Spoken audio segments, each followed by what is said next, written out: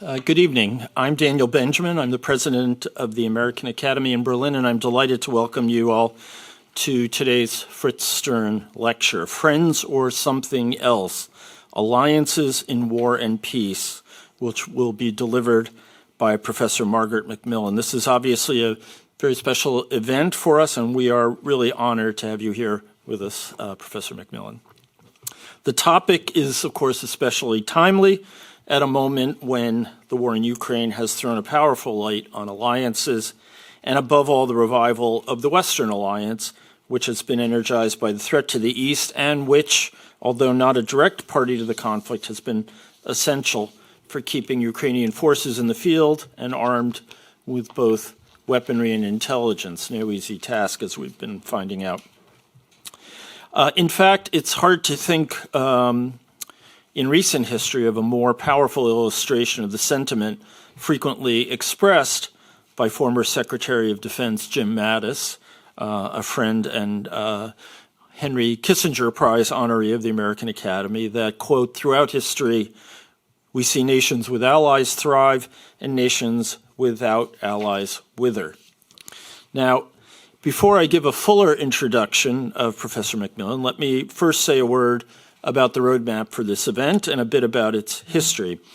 After I introduce Professor MacMillan, she will speak for about 40 minutes. Then I will pose a few questions for her, and then we will open up to the audience here and online for questions. If you are online, you can start sending in questions whenever, but please do so in the Q&A section of the Zoom platform. The Fritz Stern Lectureship was established in 2002, and so in the very early years of the Academy, with the generous support of Henry Arnold and Verlag C.H. Beck, and it honors the legacy of this very eminent historian and founding trustee of the American Academy in Berlin. Born in Breslau, now Wrocław, Fritz Stern and his family fled Nazi Germany in 1938 for New York, and he spent more than 40 years exploring the German past and teaching at Columbia University. Among his renowned works are The Politics of Cultural Despair, Gold and Iron, Bismarck, Bleichroeder, and the Building of the German Empire, and The Failure of Illiberalism, something that we'd like to see happen more often these days. He was not only a student of history, but himself played a role in making history. He was one of a group of intellectuals who worked hard to convince Margaret Thatcher that German unification would not pose a threat to peace in Europe. That was no easy task. Additionally, in 1993 and 1994, he was here as a special advisor to then U.S. Ambassador Richard Holbrooke, and as such, a formative influence on the creation of this institution. It's also noteworthy that Richard Holbrooke was one of the few people who could manage to get Columbia historians to come spend a year in an embassy with him. Former Fritz Stern lecturers have included the President of the Federal Republic, Frank-Walter Steinmeier, philosopher Charles Taylor, and economic historian Ben Stile. And it's in that inter- and multidisciplinary spirit that it's my honor to introduce to you this semester's lecturer, Margaret MacMillan. Margaret is professor of history at the University of Toronto and an emeritus professor of international history at Oxford University. Her research specializes in British imperial history and the international history of the 19th and 20th centuries. She has served as provost of Trinity College in Toronto and then was warden of St. Antony's College, Oxford's incubator of scholarly genius, where she occupied that position from 2007 to 2017. And I confess, although there are many things about Margaret MacMillan that I admire and even envy, the title of warden may be very high on that list. It is odd, after all, that a number of Oxford colleges are led by people with the same title as the heads of penitentiaries. And perhaps we can discuss that in the Q&A. Professor MacMillan is a scholar who, somewhat unusually for our era, is unafraid of very big subjects, and she's written a number of truly outstanding works. Perhaps her most famous work is Paris 1919, 6 Months That Changed the World. It's an extraordinary look at the Versailles Conference and a Dickensian cast of characters that included everyone from Woodrow Wilson and his kind of spiritual antithesis, Clemenceau, Czech leader Thomas Masaryk, Zionist leader Chaim Weizmann, and a kitchen worker who would later be known as Ho Chi Minh. She's also published books on such diverse issues as Nixon in China, The Week That Changed the World, The Women of the Raj, The Mothers, Wives, and Daughters of the British Empire in India, and her most recent book, War, How Conflict Shaped Us, which was published in 2020 and examines the way in which war has influenced human history and how, in turn, changes in political organization, technology, or ideology have affected how and why we fight. Margaret MacMillan has won a passel of awards, too numerous to recount. Wikipedia also lists 7 different sets of initials after her name for all the different royal societies and national academies to which she has been elected. Let me just dwell for a moment on the most recent edition, the OM, or Order of Merit, which was awarded to her just last fall. The Order of Merit is a group of only 24 citizens of the British Commonwealth chosen by the Crown who have, in the words of the Order's founder, King Edward VII, provided, quote, exceptional meritorious service toward the advancement of arts, learning, literature, and science. Past members include Winston Churchill, Florence Nightingale, T.S. Eliot, Thomas Hardy, and Benjamin Britten. And if that weren't enough, current members include Tom Stoppard, David Hockney, Tim Berners-Lee, and Simon Rattle. So shouldn't they make you a duchess as well if they do that kind of thing? I mean, wouldn't that be just simpler? Oh, they have, okay. Well, I'm grateful to Buckingham Palace for bestowing this OM on Margaret. The honor says much more about the regard in which she is held than any set of sentences I can string together here. And indeed, that is why we are so pleased to have her here tonight. And now, Professor MacMillan, the floor is yours.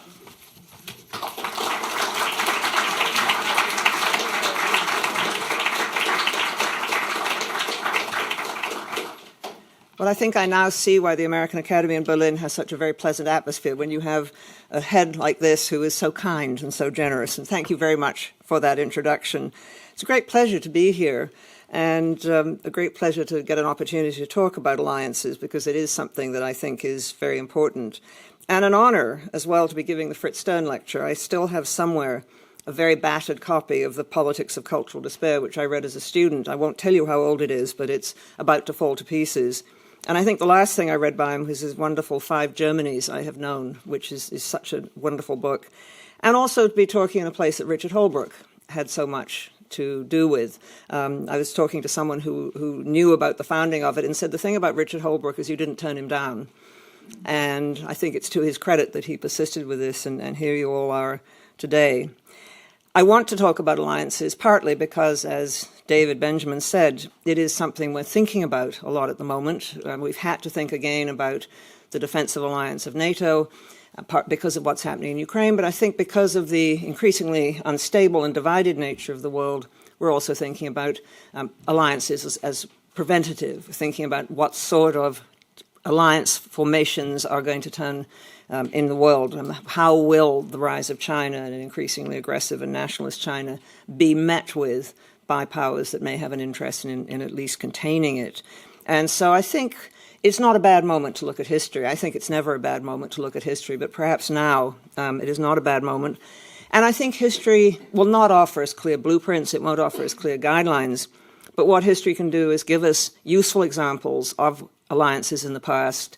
Let us look at some of the strengths and weaknesses, why some succeed and why don't, and others don't. And what history can do, I think, is help us always to formulate the questions. What should we be doing? How can we avoid what happened to alliances in the past? How can we build strong alliances? A lot of people see alliances as thoroughly positive, a basis for victory in war, and in peace, a deterrent against aggression. And we can think through the past of alliances like the Grand Alliance of the Napoleonic Wars, and then the Concert of Europe, which followed it, that informal grouping of the great powers, which at least until the Crimean War in the middle of the 19th century kept the peace in Europe, managed to get the powers working together. Of course, they had their own interests, but they did see a greater interest in having a peaceful Europe. Often when you come out of long and dreadful wars, which the wars of the Napoleonic Wars and the wars of the French Revolution were, you see the advantages of peace and you see the advantages of stability. And this is certainly what happened with the Concert of Europe. The British-French alliance in the First World War, a most unlikely alliance. 14 years previously, they'd been talking about fighting each other, and French towns along the seacoast had evacuated, in some cases, their school children and others because they were afraid of a British attack, and the British were afraid of the French attacking them. 14 years later, they become allies in the First World War and build, in fact, a surprisingly successful alliance, given the long and very complicated and often very hostile history between them. And then, of course, the Grand Alliance in the Second World War, a second Grand Alliance, improbable in many ways that the Soviet Union should be in partnership with the United States and Great Britain, the British Empire, but a very important alliance, an alliance without which the Axis powers could not have been defeated. And then, of course, the alliances of the Cold War and NATO, a much more successful alliance, an alliance more of willing partners, not of equals, certainly, because of the predominance of the United States, but of willing partners, whereas the Cold War, the alliance of the Soviet Union and its satellites, the Warsaw Pact, was not of willing partners at all, and it fell to pieces almost as soon as the Cold War ended. And I think we've learned from looking at past alliances is they're often improbable. You wouldn't predict that they're going to form. And once they form, you cannot take them for granted. Alliances need constant maintenance, which is where diplomacy comes in, but where also all those other sort of contacts between peoples can help to bolster alliances. The greater the depth of contacts, the more interchange, the more the alliance partners understand each other, I think, the more likely it is that the alliance is going to last. There's also, of course, the other view of alliances that they're dangerous, that countries should not enter into alliances because what it will do is lead them further into trouble. If they enter an alliance, they take on the enemies of their alliance partners, and they may find themselves fighting conflicts that they have no intention of fighting.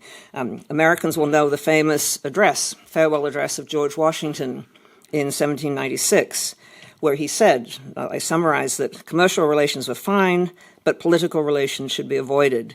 And he pointed, as many American presidents have done, to the great geographic advantages of the United States, that it was protected, it had no enemies close at hand, it was protected by two seas, it didn't therefore need to think of making alliances. And let me quote him directly now, why quit our own land to stand upon foreign ground?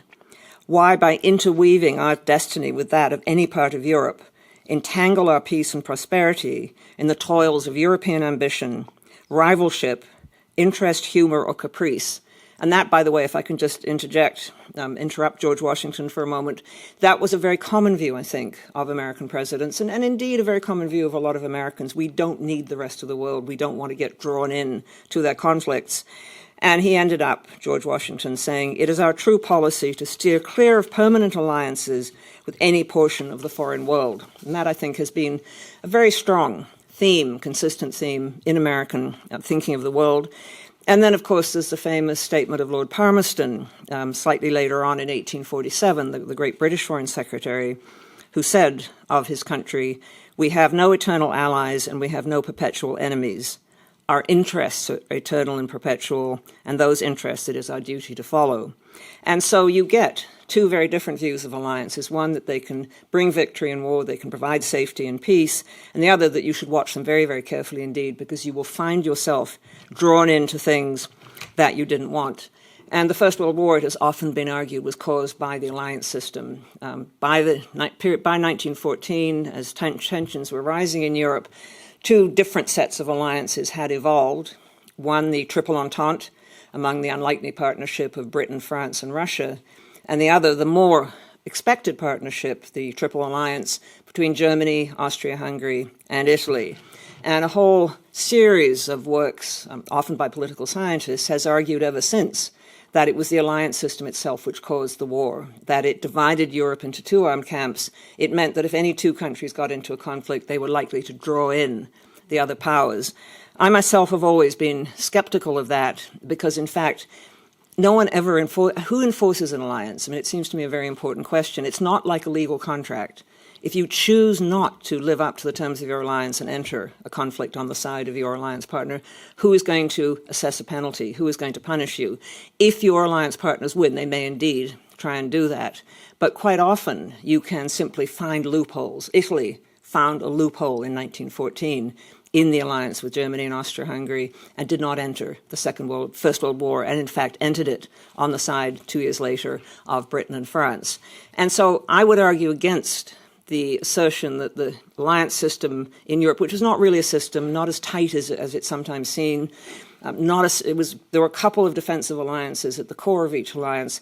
The British had, in fact, no formal defensive agreements with either France or Russia. They decided in 1914 that they would join in. And so I tend to think that alliances perhaps have developed a bad reputation.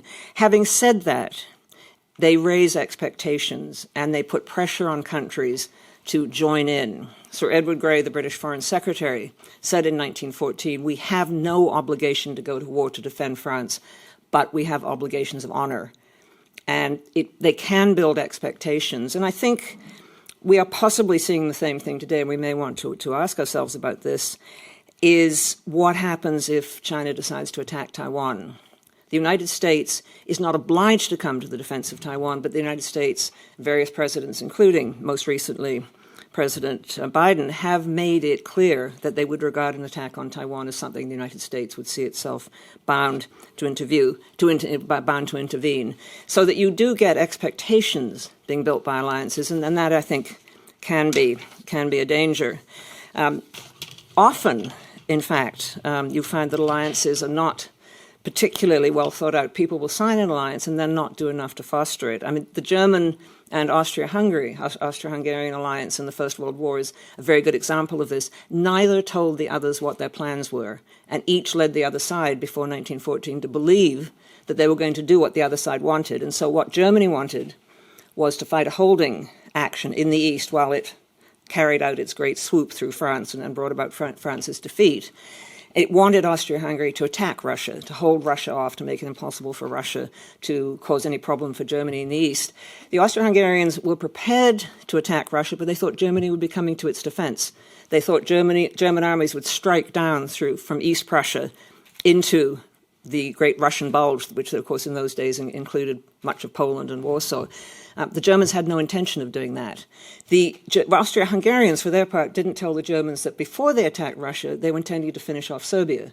They hadn't bothered to mention this. And so you can have alliances in which the communication is so bad that even what are meant to be close alliance partners have no idea what the other is planning. On August the 1st, 1914, that is 3 days before Europe found itself in a general war, the German military attaché in Vienna wrote to the German General Staff and said, "It is high time that the two general staffs consult now with absolute frankness with respect to mobilization, jump-off times, areas of assembly, and precise troop strength." This was 3 days before the war started. They had not bothered to talk about this at all.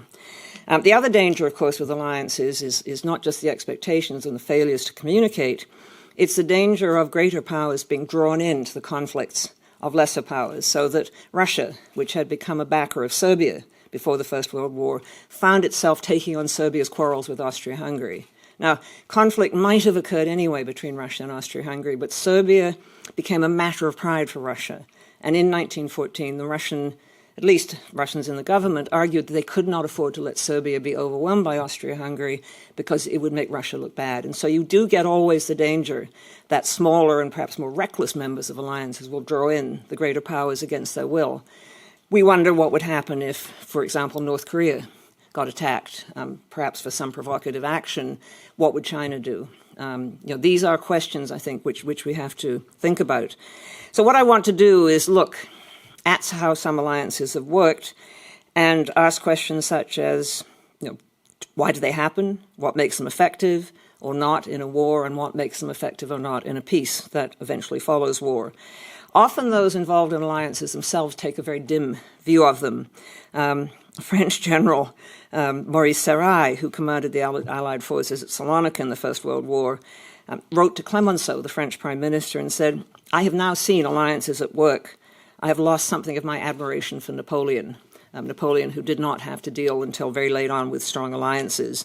Eisenhower, General Eisenhower, the great American Allied commander-in-chief in the Second World War, said, "When I look at how alliances work," he said, "even Napoleon's reputation as a military leader suffered.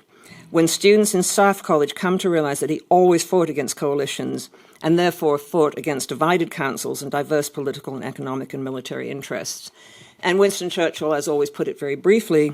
He wrote to Lord Allenbrook, who was his chief military advisor, "There is only one thing worse than fighting with allies, and that is fighting without them."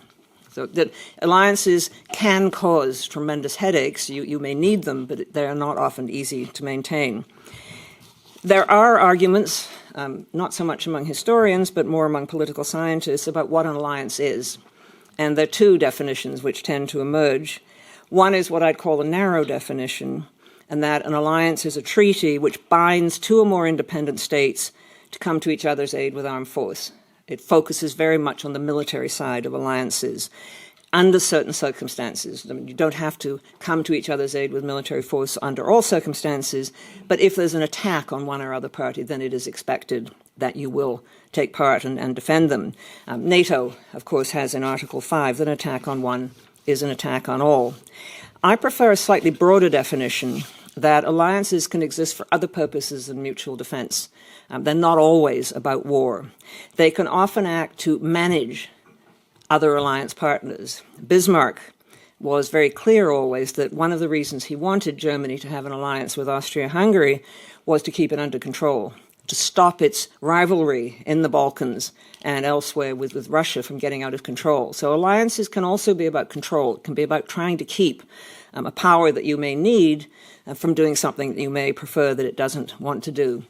And I think in the broader definition of alliance, we also see that shared values, shared longer-term goals can matter, so that it can be about a lot more than just defeating an enemy or protecting yourself against an aggressive attack. Attacks are always aggressive, protecting yourself against an attack. It can be about creating stability, it can be about creating a different world, it can be about creating conditions in which peoples can flourish. Common values, I think, are really important in sustaining alliances. So alliances, I think, they're a feature of international relations. We're not going to do without them. I think we have to accept that they have both positive and negative sides. But I think the sort of alliance which we have seen develop in the West since the beginning of the Cold War, and which we're now seeing, I think, reinvigorated because of Ukraine, is about much more than mutual defense. It's also about trying to bring about a type of world in which the values that the Western Alliance holds dear will permeate societies, will bring more people into the democratic family of nations. Now, we can disapprove of those goals, but I think it is a very important part of what alliances try and do, these broader types of alliance. Of course, they need a challenge, and the primary challenge to form an alliance is often war. But I would argue it is also something like pandemics. I think we've seen a coming together of nations as a result of the COVID pandemic, and climate change. It is possible will bring about at least temporary alliances among different peoples as they try to deal with a shared problem in which they all have an interest in dealing with. Usually, alliances tend to weaken once the actual threat diminishes. So once the COVID pandemic began to settle down into an ordinary epidemic, then I think we saw some of the cooperation internationally that had marked the response to the pandemic begin to attenuate. And of course, once a war is over, I think it is very common that alliances begin to fall to pieces as national interests begin to assert themselves. What can happen in an alliance is one alliance partner may become so powerful that others will begin to gang up against it. A very early example, if you'll forgive me from going back into classical history, was the Confederation of Greek States, which was formed against the Persians very successfully from 1499 BC onwards, eventually gave birth to something called the Delian League, and which successfully held off the Persian pressure and the Persian attacks on the Greek city-states. But key among the members of the Delian League was Athens. Athens was more successful in raising funds, more successful in building a navy, which was, of course, crucial in defeating the Persians and in expelling the Persians from Europe. And eventually, perhaps not surprisingly, Athens grew unpopular. The other members of the Delian Alliance resented its dominance, resented its arrogance, resented the way in which it determined policy, and revolts began against Athens in the Delian Alliance from 431 onwards, leading, of course, to the Peloponnesian Wars. And so alliances are always in a state of flux. You can't just make an alliance. It's like any relationship. You don't just make it once and for all. It constantly changes. It changes as power relations change. It changes as the nature of partners in an alliance change. It changes over time, and that is bound to happen. But some of those changes can be dealt with, again, I would argue, through good diplomacy and through recognizing that there are issues in alliances which have to be settled. And of course, the more countries become democratic, or the more there is popular participation, alliances always have to take into consideration domestic factors. There's no good having an alliance if you can't get your public to support it. I mean, it was one of the dilemmas that President Roosevelt faced in the Second World War, and his administration faced, as the war began to go very badly for France and Britain, and then, of course, France was defeated and Britain was fighting alone. President Roosevelt, I think, saw that the United States had an interest in coming to Britain's defense, had an interest in coming to the defense of the whole British Empire, but this was politically very difficult indeed. He dealt with an unruly Congress. American Congresses tend to be unruly, I think. He also had to deal with a considerably strong isolationist movement, and he could not move without paying attention to public opinion. And domestic factors, I think, can be enormously important. I mean, part of what I would argue Roosevelt was doing in the early days of the war was trying to educate the American public to the dangers they were facing.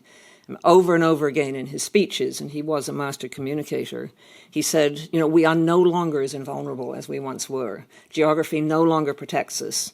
The types of shipping in the world now, which the Germans have built, submarines, fast surface fleets, plus long-range aircraft, which are getting longer in their ranges every year, have made us much less invulnerable. We are now at the mercy, or increasingly at the mercy, of attacks from outside. But he could not, or felt he could not, because it's still a matter of some controversy, but I have great sympathy for him. He felt he could not move ahead of American public opinion, expressed inside Congress, but also expressed in the media, expressed in the letters he got. And so there was no possibility for the United States to form an alliance with Britain until the American public was ready to see the point of that alliance, and that was going to take 2 long and difficult years. Once an alliance is formed, that's only the beginning of the story. You then have to think about how you maintain it. You then have to think about how you deal with very different issues, often very different national interests. And always in alliances in war, there's always a fear that alliance members might decide to make a separate peace. And that was something that deeply concerned the British in the First World War, unfairly or not. But they were convinced that the French were going to drop out at any point. One of the reasons that the British decided to support the French by launching the Battle of the Somme, as the French were undergoing considerable attacks from Germany, the Battle of the Somme in the summer of 1916 was partly about showing the French that they supported them.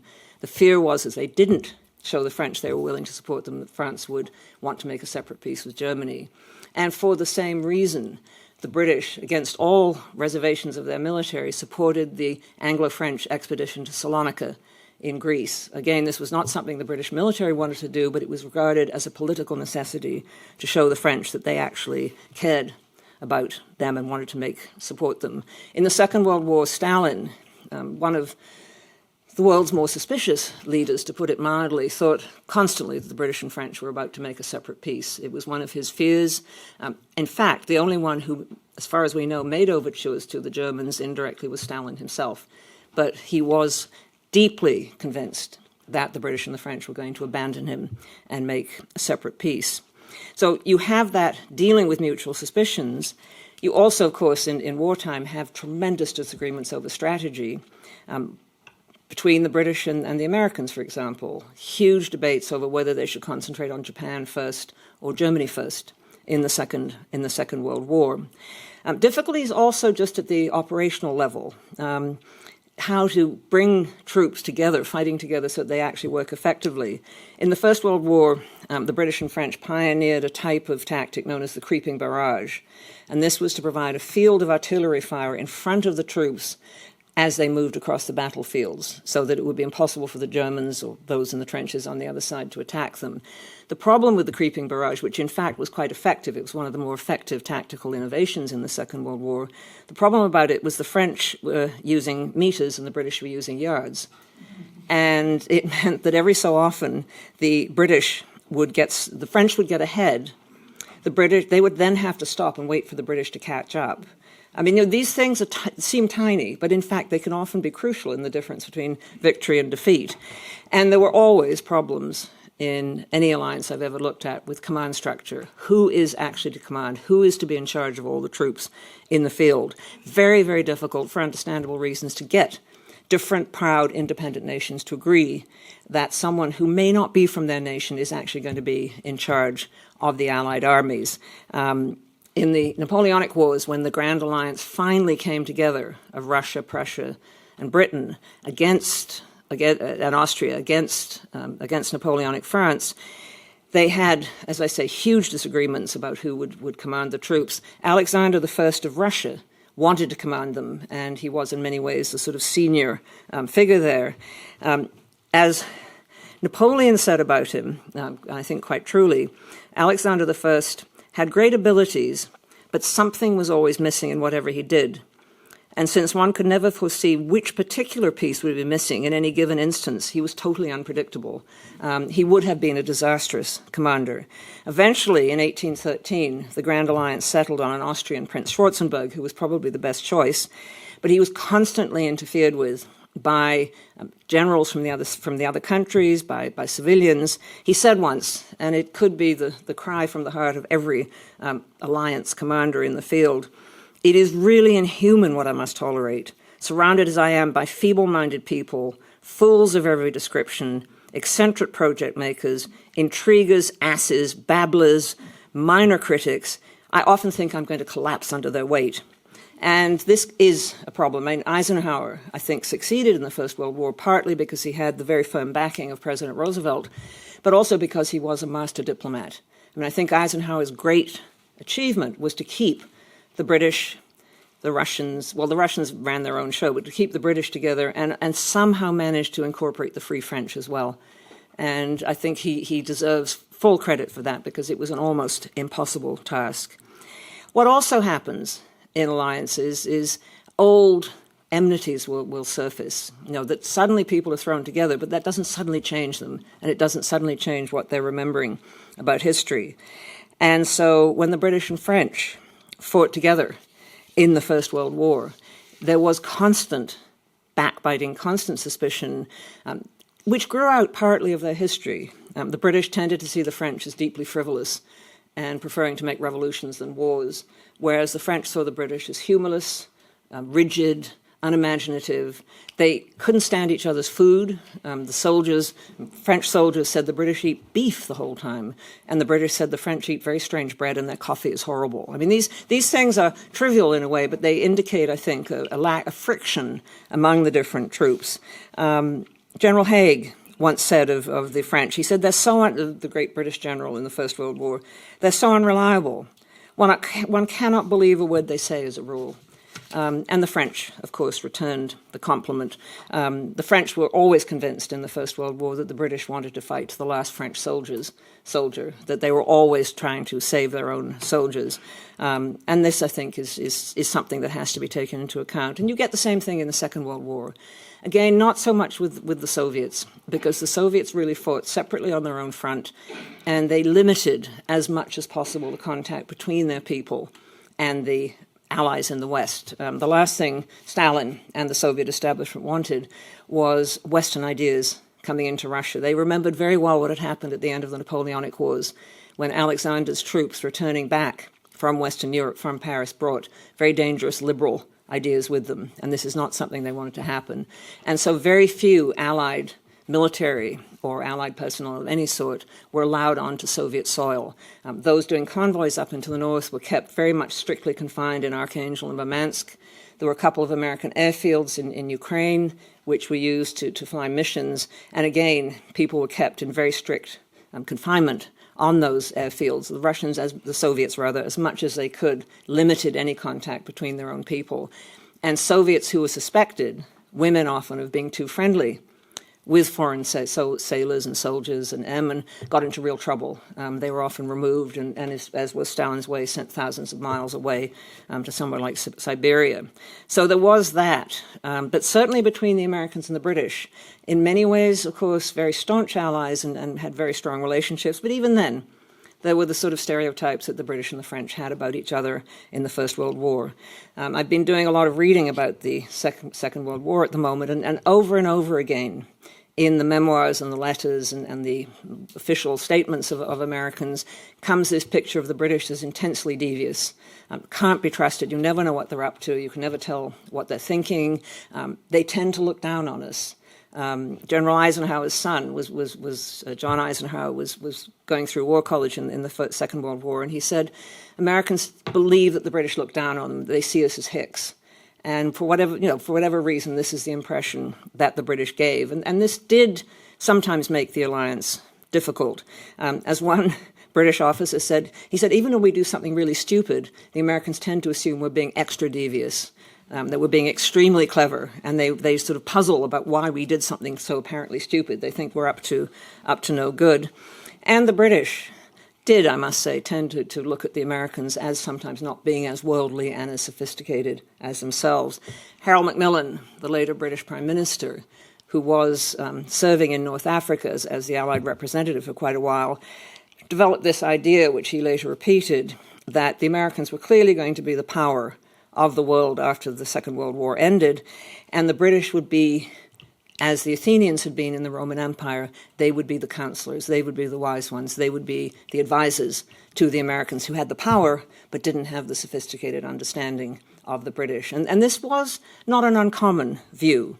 And of course, the relationship was not just among diplomats, not just among the military at the top levels. It went right down because there was such a movement of troops around the world, so many Americans, over 1 million Americans in Britain waiting for D-Day, that there were very close contacts at all levels of society.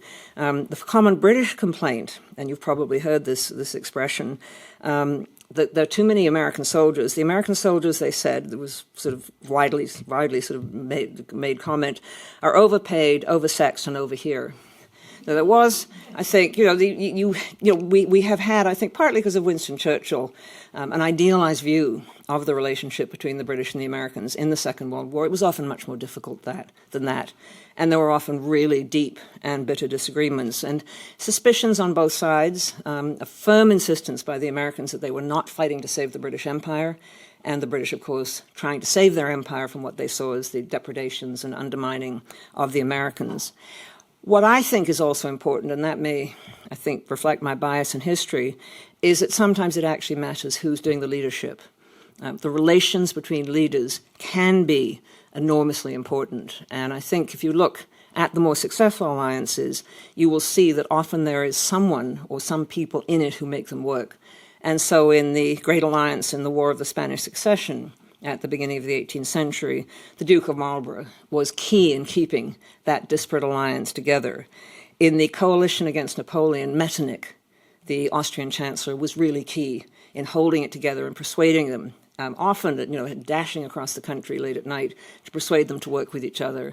And in the Second World War, I think you had people like Eisenhower who were absolutely crucial, but also Winston Churchill himself, who laid himself out, as he said, like a suitor wooing a woman to bring President Roosevelt, not just to Britain's side, but to establish a personal relationship with President Roosevelt. And I think the relationship was a very important one.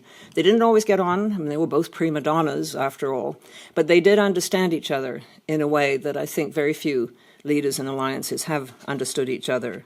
And so those contacts, I think, at all levels, but perhaps we should never forget how important the contact is between the leaders, are extremely important indeed. And so I can go on about alliances forever, but I will spare you. But I do think that we need to look at the ones that did work successfully. And in the end, in the First World War, for all the bad feeling between the British and the French, that one worked. They did learn how to work with each other. They did learn the differences between yards and meters. They did eventually move to getting a Supreme Allied War Council, which was something that the military on both sides had resisted. And in the summer of 1918, they appointed a Supreme Allied Commander, Marshal Foch, who became the commander of all the Allied troops. And I think this was important. It was a painfully won alliance. It was constantly in danger of falling to pieces. There were constantly rivalries, but in the end it worked, and the Allies prevailed. And the same thing was true in the Second World War. Particularly again between the British and the French. The relationship with the Soviet Union was very different.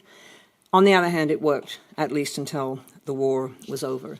And then, of course, as often happens, the alliances start to fall to pieces. The British and French alliance at the end of the First World War, as soon as peace came, not fell to pieces, but began to pull apart because British and French national interests reasserted themselves. Georges Clemenceau, the French Prime Minister, said to David Lloyd George, the British Prime Minister, "From the very day after the armistice, I found you an enemy to France." And Lloyd George said, "Well, was that not always our traditional policy?" They didn't end up fighting, but you can understand exactly why it happens. And the tragedy, I think, in a way, is that British-French alliance was allowed to attenuate and fall to pieces between the wars, that the British turned their attention away from Europe.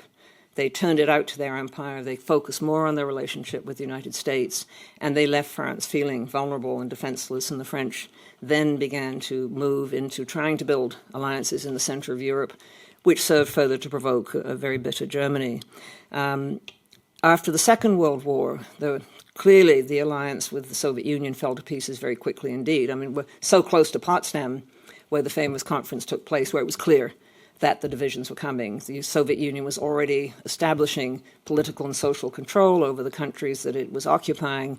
Relations were marked by mutual suspicions and mutual hostility. And not surprisingly, that relationship turned very quickly into the Cold War. What it meant was that the United States was faced with a new challenge, as was Britain, but it was only the United States that was capable of dealing with that challenge posed by the Soviet Union.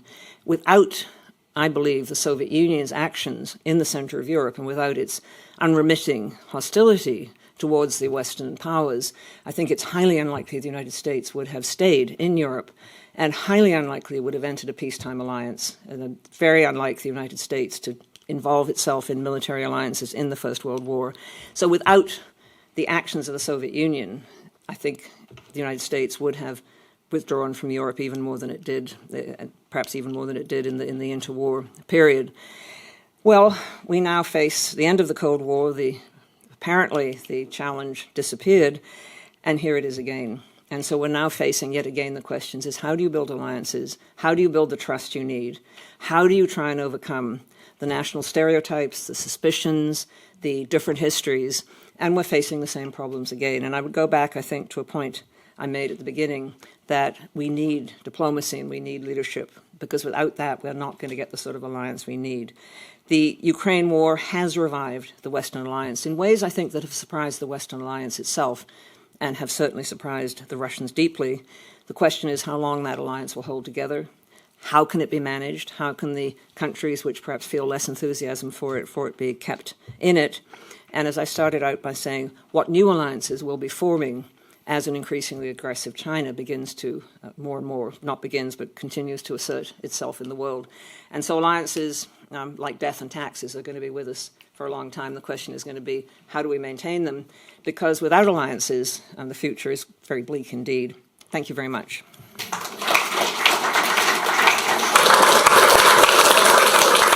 Well, thank you very much for a terrific lecture and a prod to all kinds of thought. As you were speaking, I was having all kinds of flashbacks to Donald Rumsfeld just declaring that the mission determines the coalition, or to just the entire movie Patton, and the rivalry that American generals had with Montgomery, for example.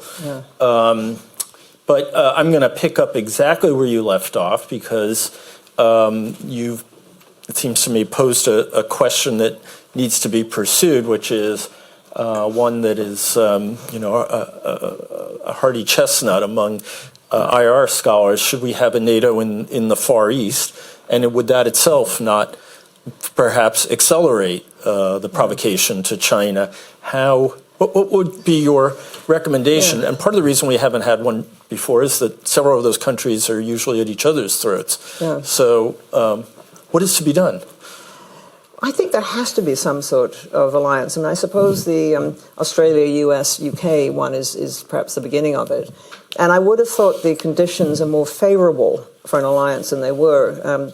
There's often this view that Chinese foreign policy, Chinese diplomacy is enormously sophisticated and subtle. It seems to me the opposite. China seems to have managed to make enemies of all countries surrounding it, with the possible exception of North Korea. But otherwise, it has managed to get Japan thinking again about acquiring nuclear weapons, which I would have thought was unthinkable a few years ago. And so I think the potential for an alliance is there. The danger always is that it might provoke something worse.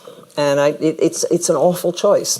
But it seems to me you can make alliances and you can also do confidence-building measures with the other side. That's what NATO ended up doing very successfully, that it formed a military alliance to contain Russia, or the Soviet Union. Sorry, I keep saying Russia, but the Soviet Union. But it also gradually built bridges to the Soviet Union. And so it developed confidence-building measures so that when it was going to do a major exercise, for example, it would let the Soviet Union know. And so I think it's possible to have alliances and still try and keep in contact with the other side, still try and deal with them. But that's, again, skilled diplomacy and leadership. And the problem for democracies always is we tend to focus on problems at home. We have a lot of issues we want to focus on. And it's very difficult in peacetime to say to democracies that you have to spend more money on things to do with defense. A lot of people say that's just provocative and we shouldn't do it. But I think the experience of the 1930s shows us what happens if you don't try and build strong defensive alliances. You have to do a lot of scrambling to catch up if you can. Well, I take a little issue with your last statement because I come from a democracy in which it's almost reflexive that we always spend more on defense, and that causes a lot of friction with our partners who are more reluctant and actually conform to the description that you put forward. And that's actually another challenge of alliances is synchronizing and finding a way, finding a sweet spot. Well, and you have such a dominant partner in the United States. The rest of us have gone along for a free ride. And our contributions, I speak as a Canadian, we look at it and say, well, our contributions aren't going to matter anyway. So the United States can do it all. And that is not, I think, a good thing. And I think, occasionally President Trump got it right. I think. No, but he did. Well, he did complain about NATO spending, and I think he had a point. And this is something that other American presidents have done with more tact. But I do think it's. So all American presidents did it. Yes. Perhaps with a little different. Behind the curtain kind of approach. But but I think what the war in Ukraine has done is focus European attention because it's so close to them, and they know that and I think they also possibly, others here can tell me much more than I can, but for European powers, for Germany, for Poland, for the Czech Republic, and so on. There is now this, I think, increasing fear is if we don't do it, will the United States be willing to do it? What if at the next presidential election you get a president who doesn't think? Marjorie Taylor Greene becomes president. She doesn't think there should be I was about to invite you back, but that's a hypothetical I'm not sure I can deal with. Sorry. No, but you know what I mean. I think there is a question mark, which we have in Canada too, is what will happen in domestic American politics may shift American foreign policy dramatically. We may have to step up if we care about what's happening in Ukraine and do more. Well, I think it's also clear from all the news we see about shortfalls in munitions that everyone needs to step up right now because no one has enough to and we're being so slow with it. Field. We've had a year to think about this. And where are the crash programs of rearmament? I don't see any.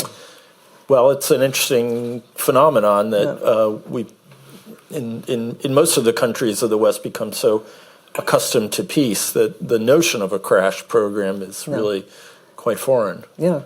Do you have any prescriptions for the peculiar kind of alliance, and you mentioned this in your talk, in which the junior partner seems to regularly endanger the larger partner with immersion in a conflict that they don't necessarily want? This is being discussed a lot right now, I think, in Washington as tensions grow between Israel and Iran, and everyone's wondering, well, is the U.S. interest, if the Israelis start something, to ensure that it is finished? So, and we had a different version of this in Vietnam, where we couldn't detach ourselves from a weak and corrupt partner. I think I think for great powers, there is their military strength, their economic, demographic, and other strengths. But there is this question of prestige and credibility. Before the First World War, they talked about honor. Today, we talk more about prestige and credibility. But it's in some ways a trap for great powers. I know that their effectiveness can depend on the perception of others that they will do as they threaten. But the danger is not to get, that it then leads you not to get tough with your junior partner. And I would argue that Russia probably should have been firmer with Serbia, or at least the nationalist forces in the Serbian government before the First World War. But it wasn't, and it helped to drag Russia into a war that it wasn't prepared for, and which in the end destroyed the regime.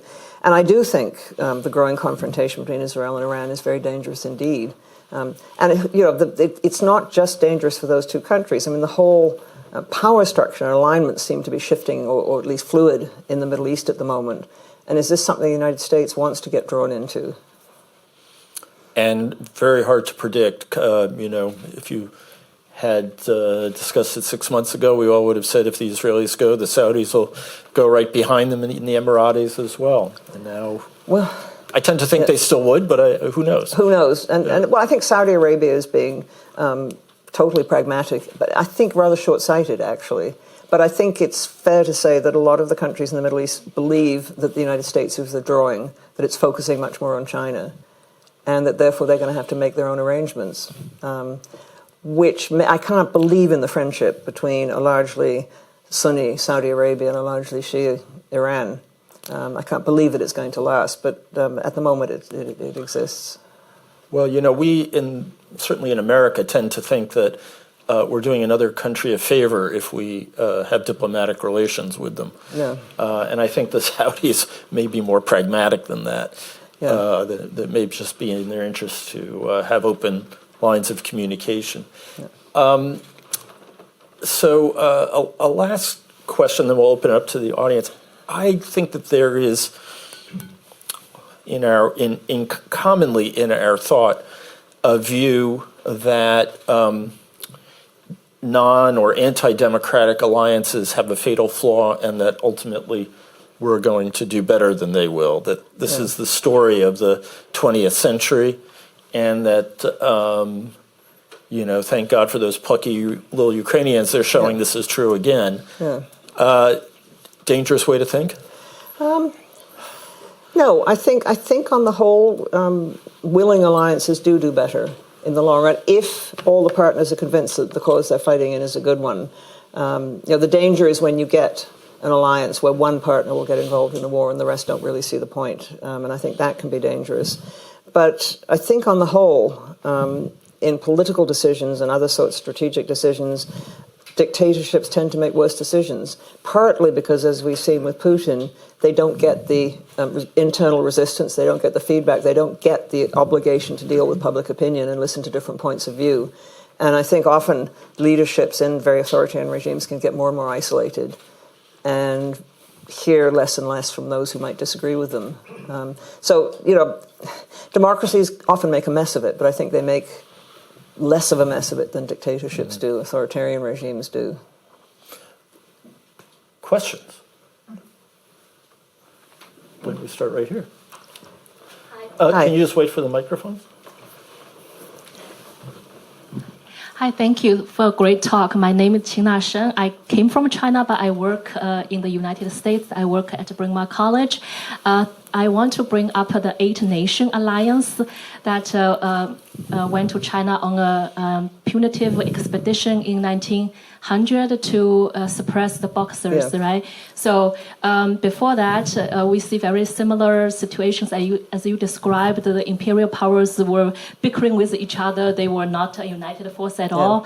But then after the Boxers rose up, and then they kind of formed an alliance under the German leadership, and Wilhelm der Zweite was only able to put von Badesee at the top because the German minister was murdered by the Boxers and things like that. Yep. So what I want to say is people will also join parallel today with the kind of the Boxer history.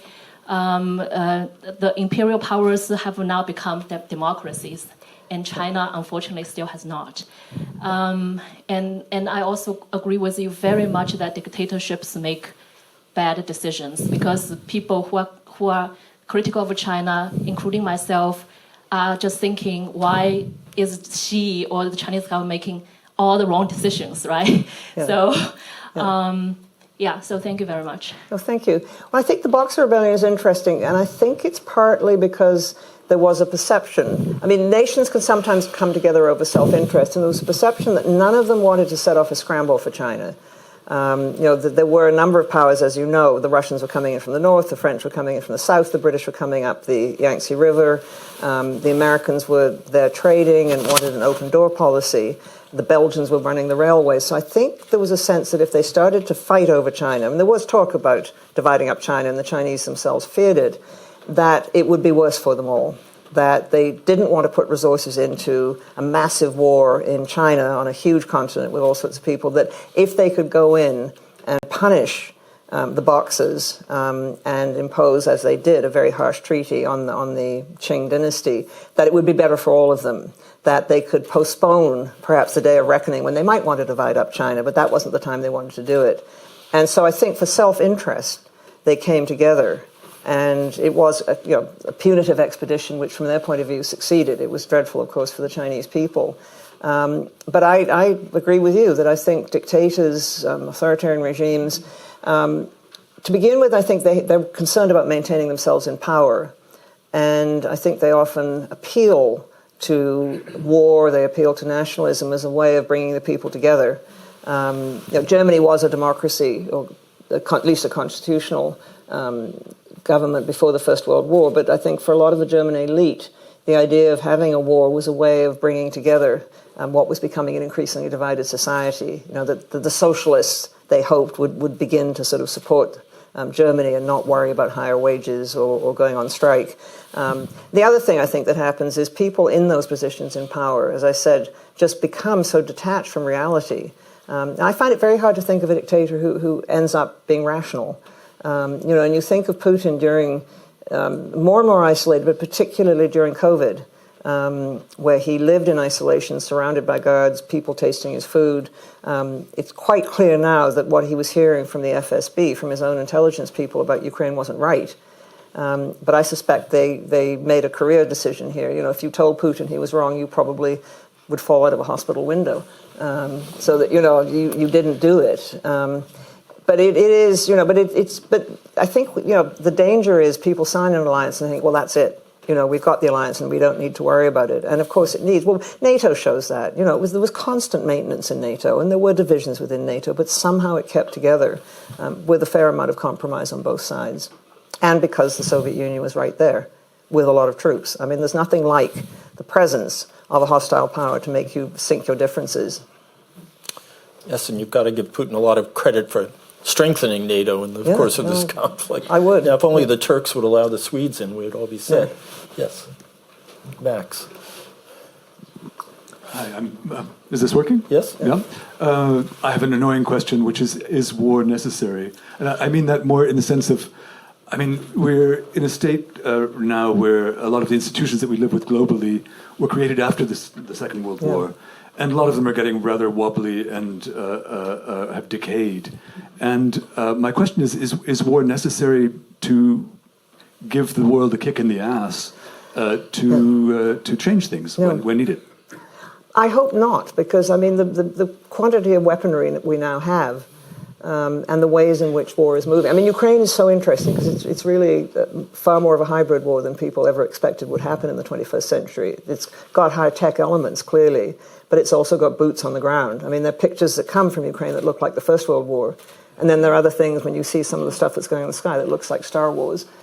So it is interesting, but no, I mean, the increase in weaponry, the increase in the sort of things that are available, particularly for powers, is absolutely terrifying. And I think, we would be mad to launch wars, but that doesn't mean they won't happen.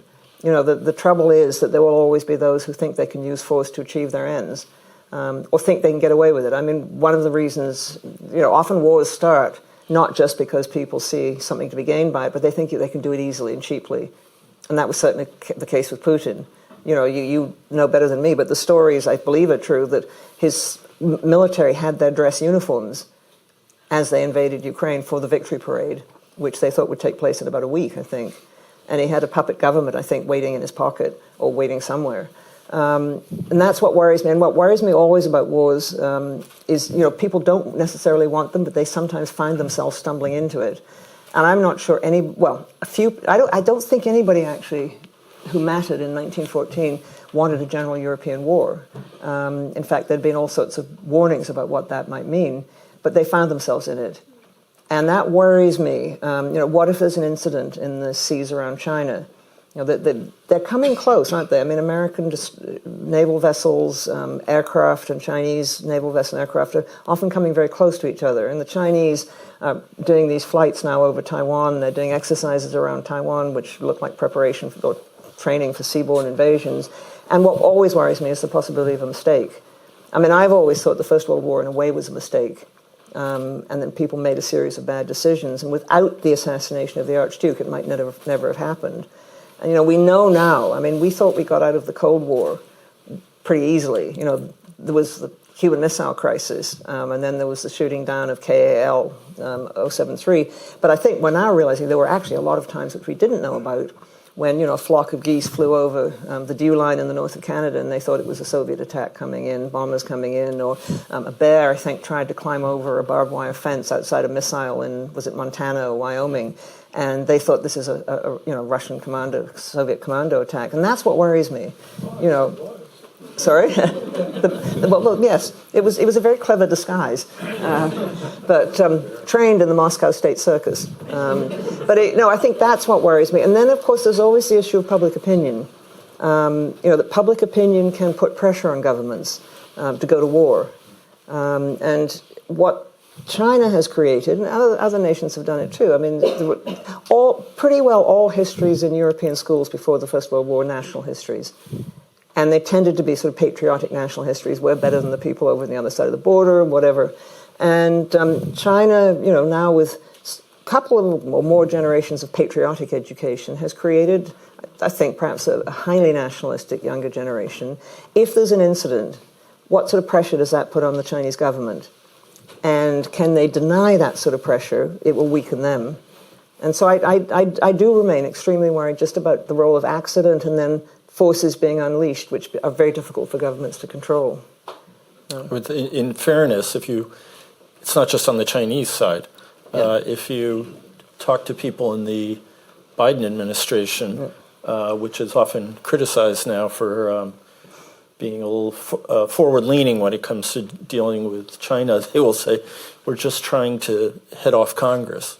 From being even more provocative. That's terrifying. And of course, we know that the president, for example, wasn't too happy with Speaker Pelosi's trip to Taiwan and so on and so forth. So democracies, too, can be overly excited.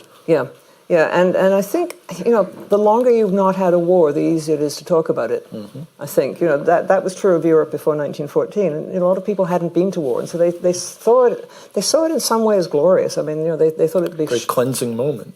Yeah, and short, sharp battles, and then it will all be over. I mean, when the war finally broke out, a lot of sort of comments in newspapers and elsewhere in diaries said it's like a thunderstorm finally breaking. It's been hot and heavy and we've all been feeling headachy and now suddenly it's broken. Isn't this glorious? And that also worries me, that the less experience you have of war, the more freely you sometimes talk about it. So let me turn to one of the online questions. Wouldn't it have been made more sense for European peace if NATO had found a way to include Russia, as requested by them in 1994, and Ukraine and Georgia into the alliance? No NATO state has ever attacked another, not even Turkey and Greece, although there is regular tension about Cyprus. Well, more than tension. But anyway. I think, I don't know. I mean, others will know better than me, but I find it inconceivable that Russia could have joined, particularly Russia in that state. You know, it wasn't clear who was in control. It wasn't clear where Russian society was going. And the idea of incorporating it into NATO, I think, would have brought in a massive series of problems and would not have stopped Russia from looking at Ukraine, or certainly Russian leaders, the one who eventually emerged, of course, Putin in particular, looking at Ukraine as something that legitimately belonged to Russia. Let's look at it from the other side. Should NATO have tried to take in Georgia and Ukraine during the period of chaos in Russia? I think not. You know, it's very, very difficult, but I think Ukraine coming into NATO would have imposed a huge obligation on NATO. I mean, just the sheer size of Ukraine. Yeah, and Ukraine was not in great shape, right. Nor was Georgia. And Georgia is also sort of in the Caucasus, so it's a huge geographic stretch for NATO. I mean, you could argue NATO should not have incorporated the Czech Republic, Czechoslovakia as it was then, Hungary and Poland, but they were clamoring to get in.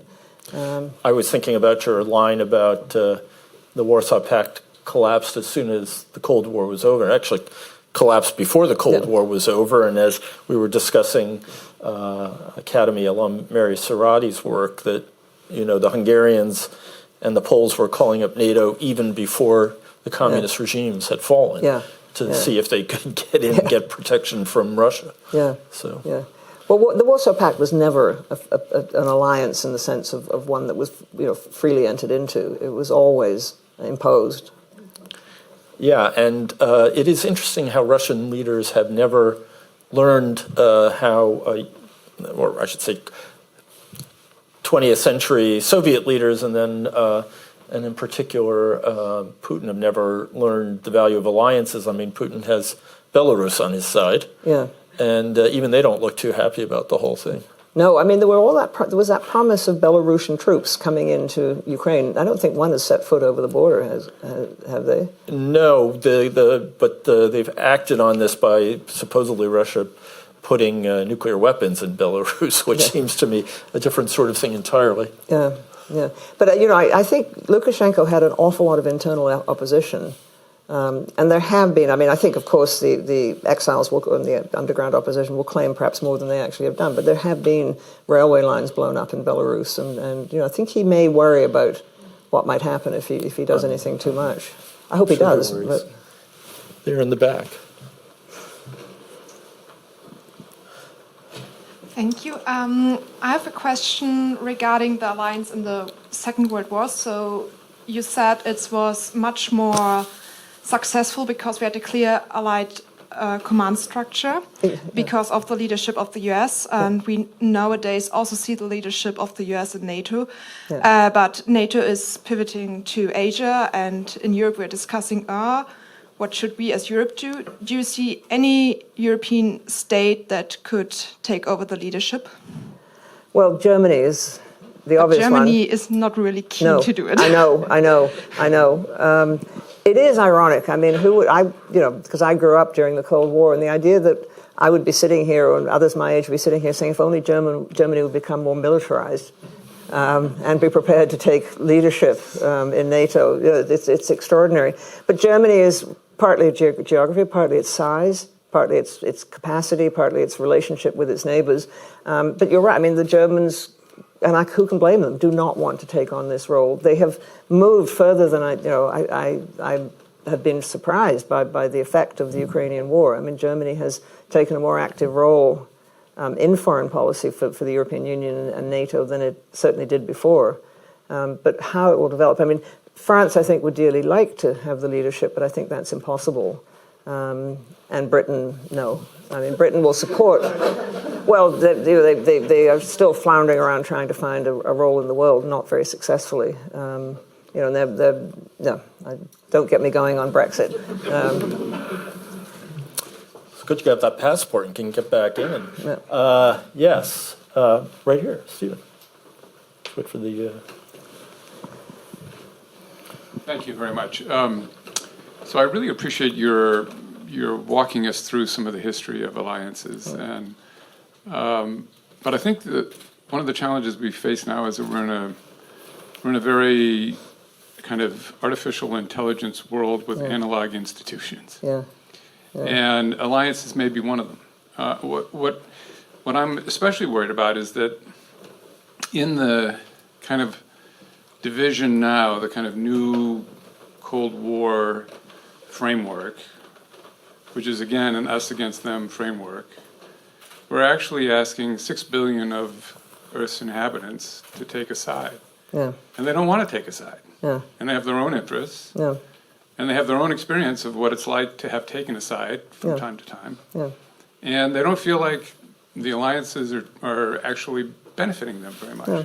So we have Lula going to Beijing this week and challenging the US dollar as the reserve currency of the world, among other things.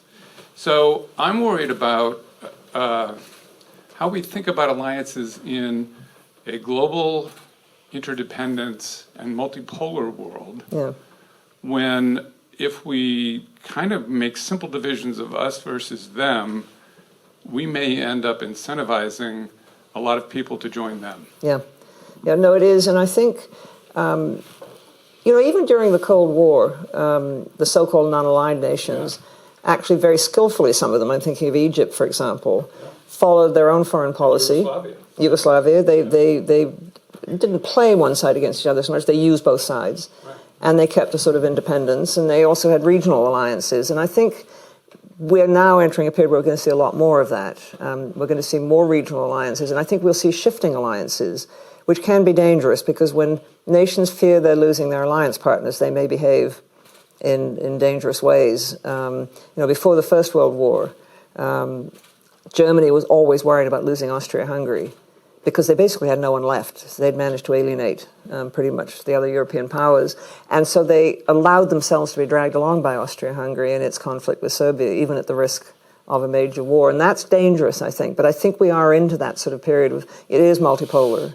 I think because of the Cold War, we tend to think in terms of a dual, a bipolar world. And it was never quite that. Particularly after, the Americans opened up to China. They opened that relationship. It was a tripolar world, I suppose.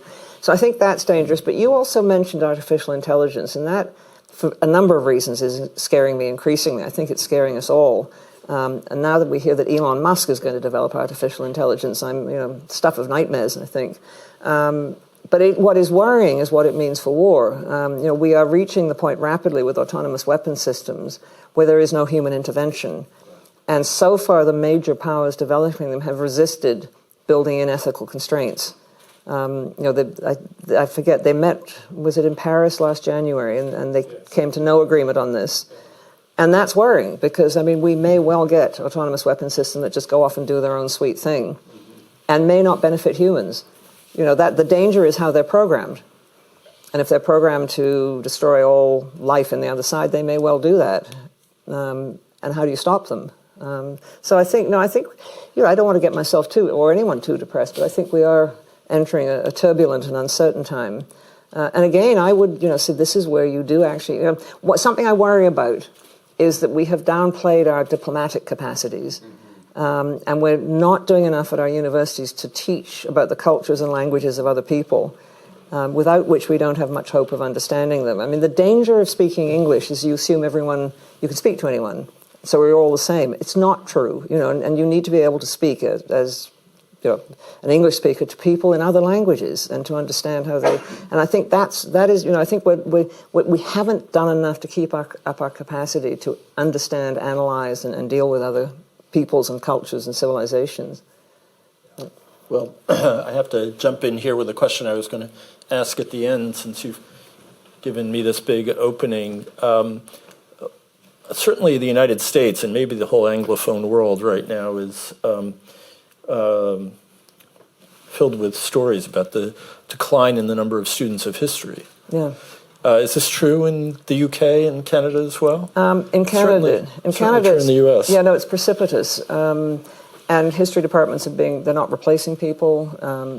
England, it's not so bad. Britain, it's not so bad. I mean, there's still an intense interest in history, and it's popular history. I mean, it's there are lots of programs on history on television. There are lots of podcasts on history. Some of the most successful podcasts, there's one called The Rest is History, which is wildly successful. Books on history sell very well. So I think there's a different perception in the United Kingdom. But no, I find it a real worry. And I think also that sometimes we, in the profession, have not done enough to maintain the sorts of things that are actually helpful for students trying to understand the world. I mean, a lot of history, not all, but a lot of history departments, they have become highly specialized.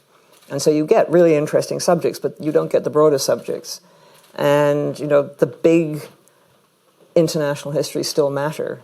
There's also been a reluctance to study war. There's a feeling that if you study war, you must like it, which I've come across. And you would never... How do you respond to that? Well, what I say is, if you study racism, does that mean you're a racist? Yeah. If you study slavery, does that mean you approve? You don't. You're studying something because it's an important phenomenon, but it is noticeable. But even more precipitous than the decline in the study of war has been the study of diplomacy. Yeah. I mean, diplomatic history has largely disappeared from most faculties. Yeah. I don't know. We have someone from the Berkeley faculty back there. Is that not true, John? It's called something different. It's called international history. But, But it's not disappeared. No? I think that's Well, too thanks too for that. gloomy. Thanks for that bit of hope. Yeah. Yeah. But it integrates things beyond what traditional diplomatic history used to do. So, slight corrective. Good. Okay, Yeah. I stand happily corrected. Yeah. But in the United States, there was a recent study that showed that no other commonly taught subject in American universities had seen enrollments drop as precipitously as history. Yeah. Which is really quite scary. It is, I think, and I think it's also, there's been this great pressure on you. You have to do things that will get you a job, and you need to do, computers. You need to do business. You need to do law. In fact, I mean, if you look at, my generation doesn't count because it's moving beyond working. But you look at younger generations. A lot of people who've done history have gone on into all sorts of other things because history, I hope, teaches you to acquire information, weigh evidence, look for trends, ask questions about what might be happening, be able to formulate the questions. And I think history can do that. And it is actually, I think, something that does prepare you for a number of careers, but that isn't the perception always. So just to ask a crazy follow-up question, how do you increase the incentives for people to study history? Partly, you mustn't find out, you mustn't try and, I think, appeal to what students want to do because they often don't know what they want to do when they first come to university. But I think you should make available big survey courses so they can at least get a sense of the past, and then if they want to learn more, they can then specialize. I mean, I was very lucky when I went through the University of Toronto. We had to do big surveys, and then we got more and more specialized. But we did actually have a very good basis. We were able to fit in what we were doing to a bigger picture. I mean, I've had students in the Ontario system where I come from. Students at high school can do a course on revolutions. They do the French Revolution, the Russian Revolution, and the Chinese Revolution, and how those relate to each other and how they relate to their societies is not something they do. They do these sort of discrete subjects, and I just don't think that helps them to understand the world. And how do you react to the criticism that the problem with historians today is they don't think they know the grand sweep of history, and that's why they don't teach it? Yeah, well, nobody knows the grand sweep of history. Right. It's too much for anyone to know, but we have to try and fit it together. Right. And I think it's very interesting. The books that seem to be doing very well, at least among the general public, are the history of humanity. The history of Peter Frankopan has just done one on climate and humanity, which is people are buying and reading because I think again you need some sort of context, and then you can study something in much more detail. But if you don't relate, If I study the history of my hometown and don't relate it to any other changes in the world, I'm going to miss most of it. Okay, back to war and peace and alliances. Yes, right here. Thank you. So I think one of the big shifts that came after the invasion of Ukraine was that the abandonment or end of the long-standing Swedish and Finnish neutrality. So in light of that, with regard to the remaining neutrals in the West, such as Ireland, or any potential neutrals that might emerge, such as through Catalan or Scottish independence, as unlikely or possibly they may be, is there still a place for neutrals, like Western neutrals, within the West Bloc, or do we need to just bite the bullet and join alliance, or are they just too small to really play any kind of significant role in the grand scheme of It's things? interesting. I think a lot of the neutrals are deciding for themselves that they may have to move away from it. I gather there's even a discussion in Switzerland at the moment for which neutrality has been both geographically possible for a long time, but also something that is very much part of the Swiss identity. But I think there's now a discussion. And certainly Sweden is fascinating. I mean, I was in Sweden last summer and I was talking to a Swedish diplomat and I said, this is extraordinary. And he said, for us, the most extraordinary thing is we're letting Finland take the lead. Which was, but it is absolutely extraordinary. But I think even smaller nations are realizing that they still are vulnerable. Whether or not, the second part of your question I think is interesting, whether or not what's happening in Ukraine and the sort of feeling of a threat, certainly in the eastern part of Europe from Russia, whether that will attenuate or somehow cut back on independence movements will be interesting. Scotland's case is different. I mean, at the moment, most of the leadership of the Scottish National Party is being arrested or questioned by police. So, it isn't. They've got other problems with the Scottish National Party. But whether or not, it'll be interesting to see. Is this a time to push for independence when Europe is facing issues? I don't know.